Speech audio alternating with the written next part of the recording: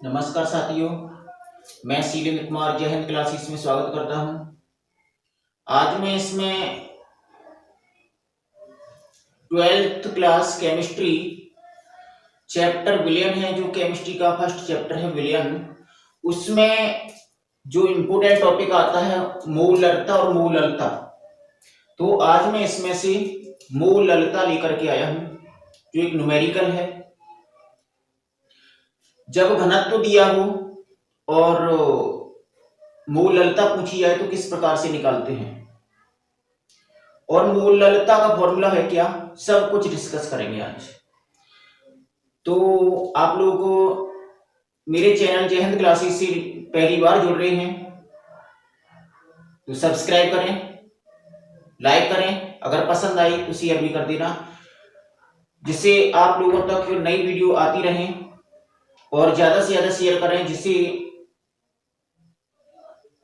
सभी भाई बहनों का भला हो सके, सभी भाई बहनों तक ये वीडियो पहुंच सके। जो एक दो नंबर से पछताते हैं, 2 नंबर का न्यूमेरिकल नहीं आता, ये 2 नंबर का न्यूमेरिकल आज इसमें सॉल्व करेंगे। इसमें न्यूमेरिकल में दिया है कि H2SO4 का एक नमूना 94% W/V, इसका मतलब है द्रव्यमान बट्टे आयतन, क्योंकि W/V W है द्रव्यमान और V क्या है, आयतन है, और उसका घनत्व 1.84 ग्राम मिली इनवर्स है, यानी 1.84 ग्राम मिली इनवर्स है। तो इस विलयन की मोललता ज्ञात कीजिए, यानी परिकलित कीजिए। इसमें ये मास नंबर दे दिए हैं कि जो परमाणु भार होते हैं, जो सिंबल दिए हैं, जो प्रतीक दिए हैं, जो एलिमेंट्स दिए हैं, उनके एलिमेंट्स के एटॉमिक मास क्या है, परमाणु भार या द्रव्यमान संख्या क्या क्या दिया है। H का 1 होता है, ऑक्सीजन का 16 है और S का 32 है। ये द्रव्यमान संख्या है, ना कि परमाणु क्रमांक। इन्हीं से आणविक द्रव्यमान ज्ञात किया जाता है। तो आज हम इस न्यूमेरिकल को सॉल्व करते हैं। इसका मतलब समझो पहले कि H2SO4 का एक नमूना 94% है। इसका मतलब है कि 100 ml विलयन में 94% घुला है। इसका मतलब था कि पानी 100 ml था, यानी पूरा विलयन 100 ml है, पूरा विलयन 100 ml है और उस 100 ml में 94% पानी है, तो शेष 6% बचा। तो जो 6% में दिया है वो क्या है, इसका मतलब ये पूछ रहा है। तो इसमें कहने का मतलब है जो 100 ml बना है तो उसमें H2SO4 मिक्स कर दिया 94%, और उस 94% को जल में मिलाकर H2SO4 मिलाकर एक विलयन बना दिया गया, जो बना 100 ml। क्लियर। तो इसका मतलब है कि 100 ml में 94% विलय है, तो इसका मतलब है विलय का क्या, विलय कितना होगा। सबसे पहले विलय का द्रव्यमान कितना दिया है, 94 परसेंटेज दिया है, तो अपने आप में कोई भी वैल्यू 100% होती है, और 100% का मतलब 100 ग्राम। 100 ग्राम में से 94% ये था तो 94 ग्राम हो गया। तो इसका मतलब है 94% था, मतलब 94 ग्राम हो गया विलय का मात्रा, यानी विलय की मात्रा हो गई, विलय का द्रव्यमान हो गया 94 ग्राम। इसमें दिया है, अब घनत्व दिया है, घनत्व दिया है 1.84 ग्राम मिली इनवर्स, ग्राम मिली इनवर्स।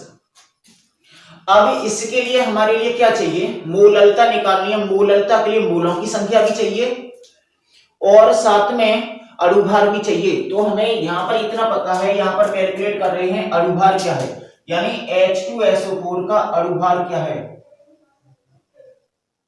H2SO4 का अणुभार क्या है। तो H2SO4 का अणुभार निकालने के लिए इसके जितने भी एटम्स हैं, जितने भी परमाणु हैं, उनको अलग अलग डिवाइड कर दो और अपने अपने एलिमेंट्स के तौर पर उनके मास नंबर है उनको डिवाइड करते जाओ, ऐड करते जाओ। मास नंबर ये सब दिए हैं, तो इसमें कैलकुलेट करते हैं तो H इंटू 2 क्योंकि हाइड्रोजन 2 है, प्लस S इंटू 1 क्योंकि S 1 है, प्लस O इंटू 4। तो यहां पर H की वैल्यू दी है 1 लगाओ, इंटू 2 प्लस एस की वैल्यू दी है 32, तो 32 इंटू 1 प्लस ऑक्सीजन की वैल्यू दी है 16, 16 लगाओ इंटू 4, क्योंकि ऑक्सीजन यहां पर 4 थे, एस यहां पर 1 था, एच यहां पर 2 थे। कोई दिक्कत? इसको आप कैलकुलेट करते हो तो 2 2 1 2 प्लस 32 1 32 प्लस 16 चौके 64, इतना आ चुका है। इसको कैलकुलेट करने में ऐड कर दो सबको, 4 और 2 6, 6 और 2 8, 6 और 3 9, इसका मतलब है 98 आ चुका है क्या? अणुभार, अणुभार आ चुका है H2SO4 का अणुभार 98। सबसे पहले यहां पर विलेय के मूलों की संख्या, विलेय के मूलों की संख्या या विलेय के मूल निकालने के लिए क्या करते हैं? फॉर्मूला होता है भार बट्टे अणुभार, भार बट्टे अणुभार। हमें भार बट्टे अणुभार कोई भी यानी किसी का भी मूलों की संख्या या मूल से निकालने हो तो वही फॉर्मूला लगाते हैं, भार बट्टे अणुभार। हमें विलेय का भार कितना दिया है? 94 ग्राम। विलेय का द्रव्यमान और भार एक ही चीज है, यहां पर बराबर के नीचे बराबर 94 बट्टे अणुभार कितना दिया है? 98, अणुभार दिया है 98। इसको कैलकुलेट करके जो भी आंसर आएगा वही होगा हमारा मूलों की संख्या। जब तक आप लोगों को अगर देखना हो तो स्क्रीनशॉट ले सकते हैं, जल्दी चेक कीजिए। मैं जब तक साइड से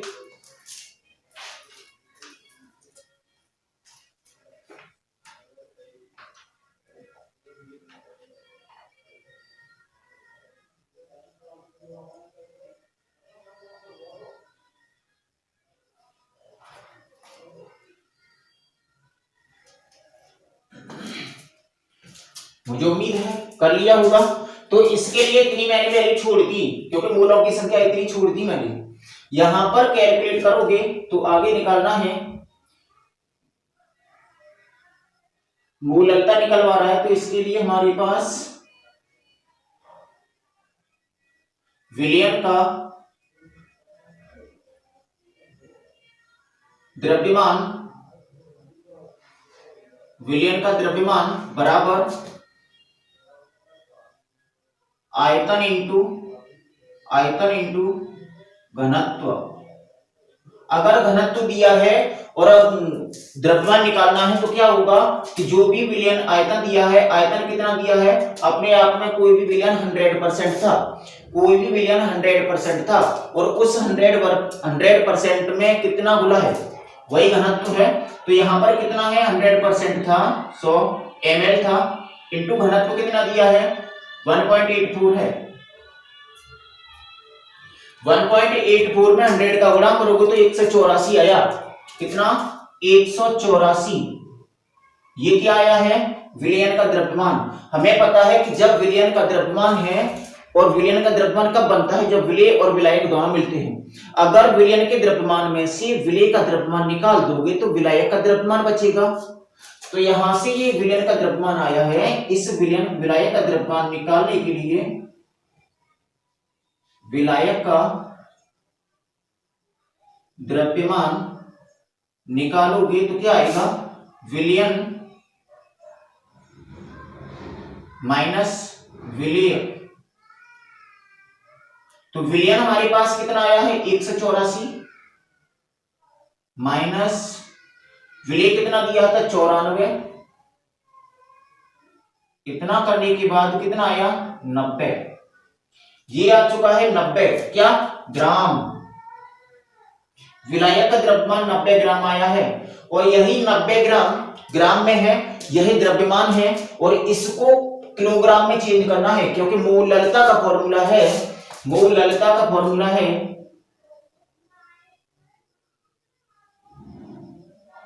मोललता बराबर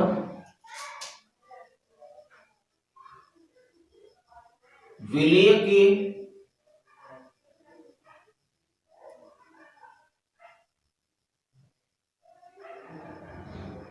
मूलों की संख्या, विलेय के मूलों की संख्या बटे विलायक का द्रव्यमान किलोग्राम में, यानी विलेय के मोलों की संख्या बट्टे विलायक का द्रव्यमान किलोग्राम में, ये फॉर्मूला है मोलरता का।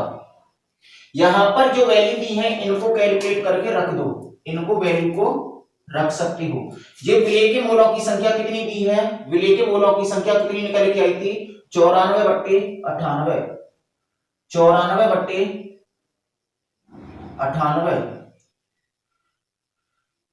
गुणा कितना दिया है, कितना दिया है 90, क्योंकि यहां पर विलायक का द्रव्यमान चाहिए और विलायक का द्रव्यमान किसमें होता है 90, कितना दिया है यहाँ पे 90 ग्राम, और इस ग्राम को किलोग्राम में चेंज करना है तो भाग लगाओगे 1000 का, यही 1000 ऊपर पहुंचेगा, तो इसको मैं यहां की ना लिख करके यहां पर कर दे रहा हूं 1000।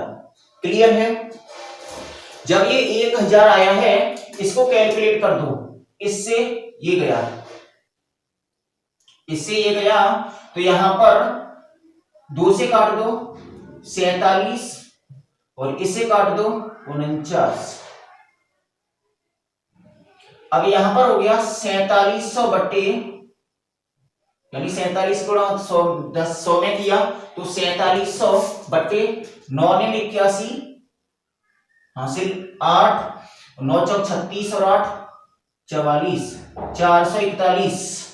इस 441 का भाग लगा दो इसमें, तो जो भी भाग लगाओगे कितना आया 10.66, यही हमारा फाइनल आंसर है। तो मुझे उम्मीद है यही कैलकुलेट है मोलरता निकालने का तरीका, जब घनत्व दिया हो, जब न्यूमेरिकल में घनत्व दिया हो और मोलरता या मोलरता पूछी जाए तो किस प्रकार से निकालते हैं, विलयन के द्रव्यमान में या आयतन में किस प्रकार से चेंज करते हैं, बस यही प्रोसेस है।